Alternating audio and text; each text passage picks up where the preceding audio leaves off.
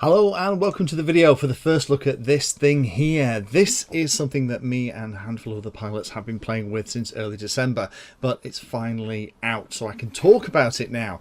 This is the fab little Tango 2 from Team Black Sheep. I'll compare it and show it with the original Tango and give you an idea of the size. It has Hall effect gimbals in here. It has a 250 up to 250 milliwatt Crossfire transmitter. It runs Freedom TX. I'll show you that in a minute, which is kind of a Open TX version, but this will be supported natively by Open TX. It has the lowest latency available because what TBS have done here is they've kind of directly connected as much as they can the sticks and the controls to the TBS Crossfire system. Now you get the springs and everything in the box if you want to adjust anything, but to be honest, mine has been pretty spot on straight out of the box.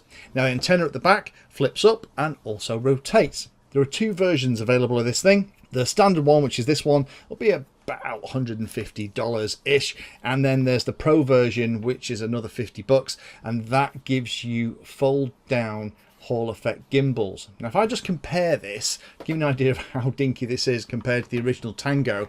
Now of course this has got an FPV receiver in it, an FPV screen. I've been using it with FR Sky receivers, but it's quite a chunky radio, and to be honest I don't get it used as much as normal because it hasn't got the full functionality of OpenTX. It's very basic and it's designed to be basic so that it's easy to use with a quad.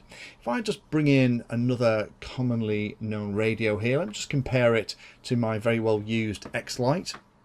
It's even smaller than that. It is really dinky, but the gimbals are full-size gimbals on this. I don't know if you just spotted that. They're much bigger and they feel completely normal.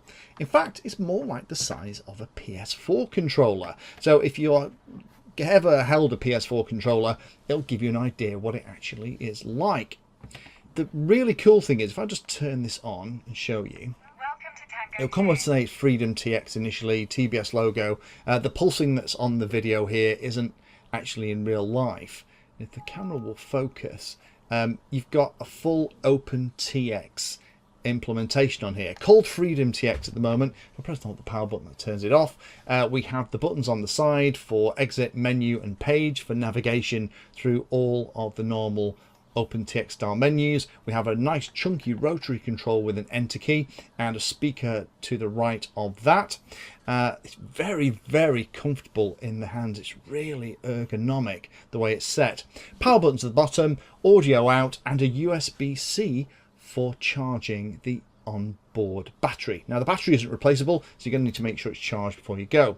Now the antenna swivels round, and if I swivel it out the way, we've got two 3-position switches here for your flight modes and those kind of things. We've got two latching switches on the corner, and then we've also got two momentary switches for your pre-arm or something like that on the back as well. But of course, because it's running an OpenTX version here, it's pretty much going to be able to get those switches to do whatever you want. The sticks are height adjustable as well, and as well as being really nice for thumbers, they are really comfortable for pinchers because they are closer to the edge in more of a traditional position, and they are height adjustable and very smooth gimbals. It's just so nice to have full-size gimbals on such a small radio. You can see why they had to put a small display in the middle here just to be able to fit the gimbals in. And if you are a pincher, you will find this is pretty fab too. Now there is digital trim on here. If you double click the scroll wheel, you can have trim if you want it with something like a fixed wing, but the menus on here are all exactly what you would expect.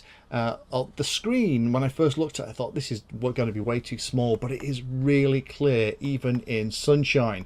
So you can see here, that's the firmware that we're running. Couple of specs on this. The battery inside is a 5000 mAh 1S LiPo, weighs about 345 grams, 3.5mm audio out jack. The little OLED panel that we're looking at here is 128 by 96 pixels. Runtime, you'll get about 8 hours out of this, and the speaker is really clear. It also has simulator compatibility over the USB plug and has the neck mounting strap in the middle as well.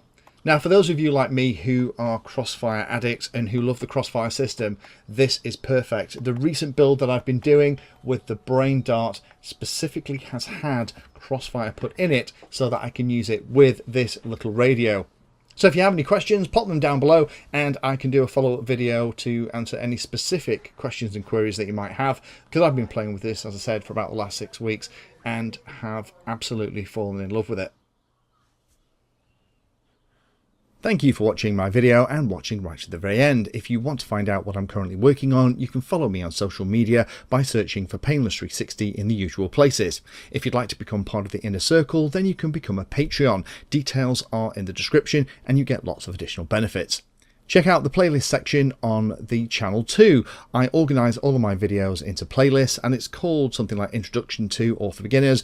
All of the content is aimed so that you can start at the very beginning and it teaches you that subject, starting with simple principles and moving up to teach you everything you need to know.